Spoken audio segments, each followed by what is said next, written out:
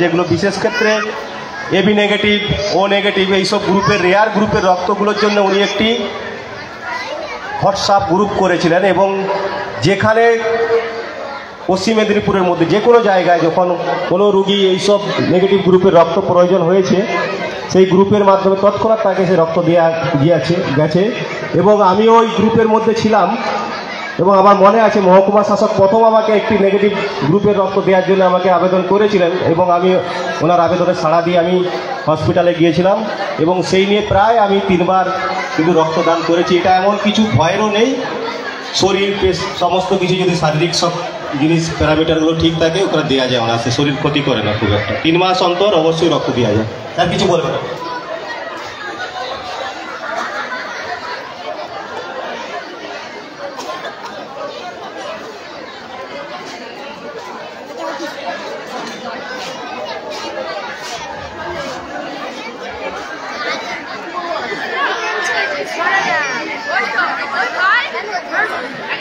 আজকের আমাদের অনুষ্ঠান শেষ পর্যায়ে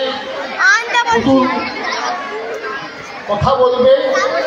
আগামীকাল আমাদের যে গুরুত্বপূর্ণ যে অনুষ্ঠান আছে রক্তদান শিবির, স্যার বলেছেন এই রক্তদান শিবির যাতে সফল হয়, এলাকাবাসীর কাছে অনুরোধ করছি যারা পারবেন স্বেচ্ছায় রক্তদান করবেন, 10টায় আসবেন। রক্তদান মহৎদান, এই রক্তদান বিদ্যালয়ের ক্ষেত্রে একটা কঠিন পরিস্থিতি হয়, আপনারা সহযোগিতা করবেন। যারা স্বেচ্ছায় রক্ত দিতে ইচ্ছুক আগামীকাল 10টায় পৌঁছাবেন। শুরু হয়নি।